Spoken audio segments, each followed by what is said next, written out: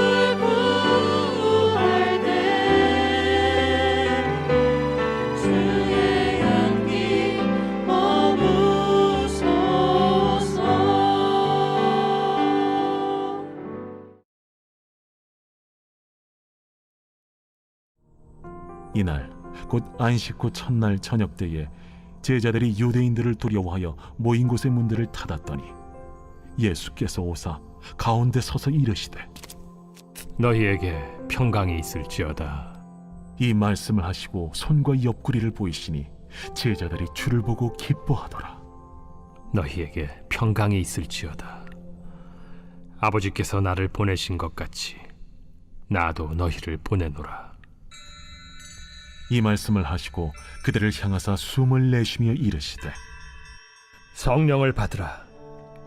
너희가 누구의 죄든지 사하면 사하여 질 것이요 누구의 죄든지 그대로 두면 그대로 있으리라. 12 제자 중에 하나로서 디드모라 불리는 도마는 예수께서 오셨을 때에 함께 있지 아니한지라. 다른 제자들이 그에게 이르되 우리가 주를 보았노라. 도마가 이르되 내가 그의 손에 못자국을 보며 내 손가락을 그 못자국에 넣으며 내 손을 그 옆구리에 넣어보지 않고는 믿지 아니하겠노라. 8회를 지나서 제자들이 다시 집 안에 있을 때에 도마도 함께 있고 문들이 닫혔는데 예수께서 오사 가운데 서서 이르시되 너희에게 평강이 있을지어다. 도마에게 이르시되 네 손가락을 이리 내밀어 내 손을 보고 네 손을 내밀어 내 옆구리에 넣어보라. 그리하여 믿음 없는 자가 되지 말고 믿는 자가 되라. 나의 주님이시여, 나의 하나님이시니이다. 너는 나를 본고로 믿느냐? 보지 못하고 믿는 자들은 복되도다. 예수께서 제자들 앞에서 이 책에 기록되지 아니한 다른 표적도 많이 행하셨으나 오직 이것을 기록함은 너희로 예수께서 하나님의 아들 그리스도이심을 믿게 하려 함이요 또 너희로 믿고 그 이름을 힘입어 생명을 얻게 하려 함이니라. 성도 여러분, 좋은 아침입니다. 이번 한 주도 하나님의 은혜와 평강이 가득히 넘치기를 축복합니다. 지난 한 주간은 고난주간 특별 새벽 기도회 기간으로 매일 성경을 못 올렸는데요. 오늘부터 다시 요한복음 말씀 함께 묵상하도록 하겠습니다. 오늘 본문은 요한복음 20장 19절에서 31절까지의 말씀으로 평강을 누리며 믿음을 가지고 생명을 전하라 라는 제목으로 하나님 말씀 함께 묵상하겠습니다. 오늘 본문에는 부활하신 예수님께서 제자들을 만나러 오시는 장면이 나옵니다. 부활하신 후 한 일주일쯤 지난 날 문을 잠궈둔 채 두려움에 떨고 있는 제자들에게 예수님께서 나타나셔서 말씀하십니다. 19절처럼 말씀하십니다. 19절 이날 곧 안식 후 첫날 저녁 때에 제자들이 유대인들을 두려워하여 모인 곳에 문들을 닫았더니 예수께서 오사 가운데 서서 이르시되 너희에게 평강이 있을지어다. 아멘. 너희에게 평강이 있을지어다. 이 예수님의 평강이 우리 성도님들에게도 가득히 넘치기를 축복합니다. 예수님께서 문이 잠긴 상태에서 어떻게 그 문을 통과하여서 그 자리에 나타났는지 성경은 자세히 설명하지 않습니다. 이것은 문이 닫혔음에도 예수님이 나타나신 것은 부활하신 예수님의 그 몸이 죽음 이전의 육체와는 다른 것임을 우리에게 보여주는 것이죠. 부활하신 예수님이 나타나자 제자들이 너무나도 놀랐겠죠. 그러자 예수님께서는 20절에 보면 그 손과 옆구리를 보이심으로 부활을 확인시켜 주었습니다. 제자들이 매우 기뻐했고요. 두려워했던 그 마음이 분명히 풀렸을 것입니다. 마음의 문까지 굳게 붙잡았던, 굳게 닫았던 그들의 마음 가운데 평강이 찾아왔습니다. 왜 이렇게 부활하신 예수님께서 제자들을 찾아오신 것일까요? 그 이유는 부활이 사실임을 제자들에게 보여주어서 더 확실히, 더 분명하게 믿게 하고 그들로 위로와 기쁨을 주려는 그 예수님의 사랑 때문이시죠. 자, 요한복음 이제 14장 18절에는 이런 말씀이 있습니다. 제자들을 고아와 같이 버려두지 않을 것이다. 이런 말씀이 있는데요. 또 14장 29절에 그들의 믿음을 위해 다시 올 것이다. 또 16장 20절, 22절 또 기쁨을 줄 것이다. 라는 이전에 십자가 지시 전에 예수 그리스도의 제자들을 향한 그 약속이 그대로 지켜지는 것을 봅니다. 신실하신 예수님의 그 모습을 우리가 이 장면에서 다시 한번 확인할 수 있습니다. 자, 예수님이 나타나신 또 다른 이유가 있습니다. 두려워하는 그들에게 하나님의 그 평강을 주시려는 이유도 있지만 그 다음에 또 있습니다. 자, 21절 말씀 함께 보겠습니다. 예수께서 또 이르시되 너희에게 평강이 있을지어다. 아버지께서 나를 보내신 것 같이 나도 너희를 보내노라. 아멘. 다시 한번 제자들에게 평강을 선언하십니다. 그러면서 뭐라고 하시냐면 아버지께서 나를 보내신 것 같이 나도 너희를 보내노라 라고 말합니다. 예수님께서 이제 하늘로 떠나시기 전 제자들을 자신을 대신하여서 세상에 보내십니다. 뭐 하시려고 세상에 보내시나요? 보내셔서 하나님 나라의 소식을 증거하게 하기 위해서 그들을 세상으로 파송하십니다.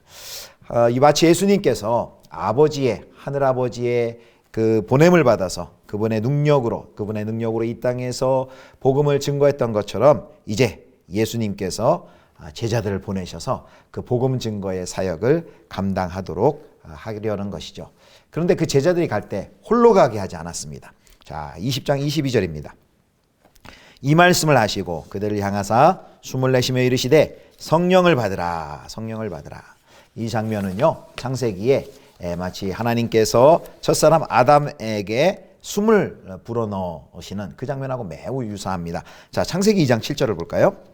여호와 하나님이 땅의 흙으로 사람을 지으시고 생기를 그 코에 불어넣으시니 사람이 생명이 된지라. 아멘. 또 에스겔서 37장 9절 10절을 보면요, 에스겔서에서 마른 뼈에 생기를 불어넣는 그 환상도 이 장면과 많이 비슷합니다. 이런 모습은 제자들에게 숨을 내쉬며 성령을 받으라 라던 이런 모습은 창세기 2장의 그 아담을 창조하고 숨을 불어넣으셨던 그 장면과 유사해야 되는데 뭘 나타낼까요? 첫 창조 과정에서 하나님께서 함께 하셨듯이 이제 어둠에서 빛으로 사람들을 이끌어 하나님 앞에서 새로운 피조물이 되게 하는 그 새로운 창조 과정에서도 예수 그리스도께서 생명의 주인임을 보여주는 것입니다. 자, 그리고 이제 세 번째 또 예수님의 말씀이 23절에 나옵니다. 23절. 너희가 누구의 죄든지 사하면 사여질 것이요 누구의 죄든지 그대로 두면 그대로 있으리라 하시니라. 아멘. 만일 제자들이 예수에 대한 증언을 믿는 자에게 죄 사함을 선포하면 그 죄가 사여질 것이다. 그대로 될 것인데 그 뒤에 보면 누구의 죄든지 그대로 두면 그대로 있으리라. 그 증언을 거절하는 자에게 죄 있음을 선포하면 그들의 죄가 그대로 있을 것이다 라는 말씀을 합니다. 정리해 보겠습니다. 예수님께서는 오늘 본문에서 세 가지를 말씀하십니다. 첫 번째로는 하나님께서 예수 그리스도를 세상에 보내시듯 예수님이 제자들을 보내신다라는 게 나오고요. 21절. 두 번째, 그들에게 성령을 받으라 라고 말씀하십니다. 22절. 마지막 세 번째, 제자들이 사람의 죄를 사하면 사하여질 것이요 그대로 두면 그대로 있을 것이다 라는 말씀 23절 말씀이 있습니다. 자, 방금 세 가지 이 명령은요 제자들의 삶과 관련이 있습니다. 가운데 있는 두 번째 명령, 예수님이 성령을 보내시겠다는 그 약속의 성취가 있었고요. 그 다음에 그 첫 번째와 세 번째, 즉 하나님이 예수님을 세상에 파송하듯 내가 제자들을 세상에 파송한다는 이 말씀과 제자들이 사람들의 죄를 사하면 사해질 것이다. 이 말씀은 바로 증인의 삶에 대한 가르침인 것이죠. 즉 성령을 받고 이제 제자들이 나아가서 증인의 삶을 살도록 하시는 것이죠. 이것이 바로 예수님께서 부활하신 후에 제자들에게 찾아오신 목적입니다.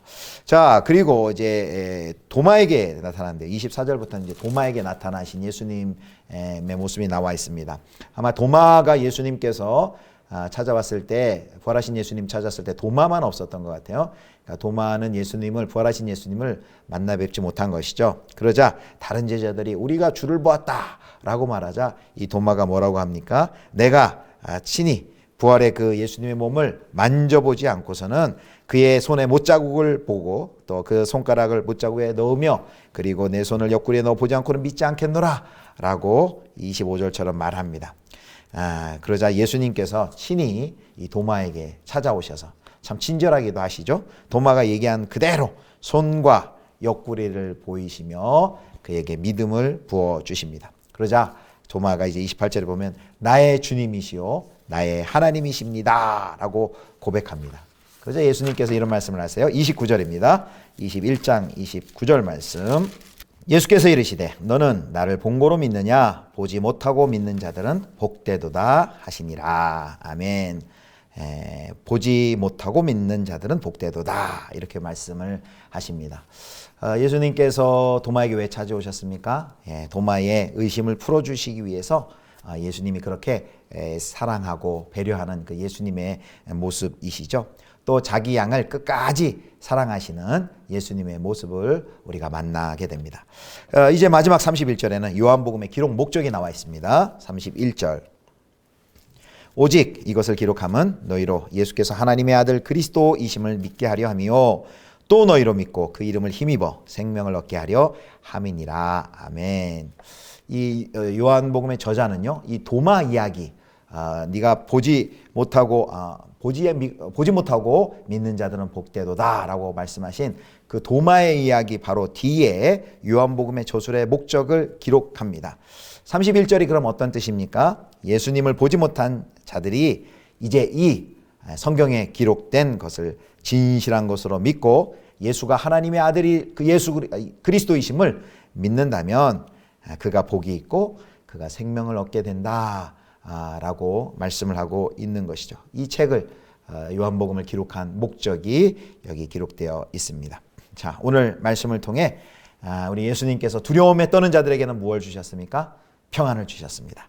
그리고 의심하는 제자들에게는 무엇을 주었습니까? 믿음을 주었습니다. 그리고 예수님을 믿는 모든 사람에게는 무엇을 주십니까? 생명을 주십니다. 그래 오늘 제목과 같이 이 예수님이 주시는 평안을 누리고 그리고 믿음을 가지고 또 생명을 전하시는 우리 귀한 성도님들 되실 수 있기를 주님의 이름으로 축복합니다. 기도하겠습니다. 하나님 아버지, 부활하신 예수님, 두려움 가운데 떨고 있는 제자들 가운데 와서 평강이 있을지어다 말씀하신 것처럼 우리의 삶 가운데도 세상에 앗아갈 수 없는 그 평강으로 함께하여 주옵소서. 성령을 부어주시고 세상 가운데 나가 제자의 삶을 살 수 있도록 힘주시고 능력 주시는 하나님, 오늘도 우리 안에 이 두려움을 부활의 주님을 만남으로 평화와 기쁨으로 변화되게 하여 주시고 온 세상 가운데 예수 그리스도의 신실한 증인으로 살아가게 하여 주시옵소서. 우리 구주 예수 그리스도의 이름으로 기도드립니다. 아멘. 주님 가르쳐 주신 기도하겠습니다. 하늘에 계신 우리 아버지여, 이름이 거룩히 여김을 받으시오며 나라의 임하옵시며 뜻이 하늘에서 이룬 것 같이 땅에서도 이루어지이다. 오늘날 우리에게 일용할 양식을 주옵시고 우리가 우리에게 죄 지은 자를 사하여 준 것 같이 우리 죄를 사하여 주옵시고 우리를 시험에 들게 하지 마옵시고 다만 악에서 구하옵소서. 대개 나라와 권세와 영광이 아버지께 영원히 있사옵나이다. 아멘.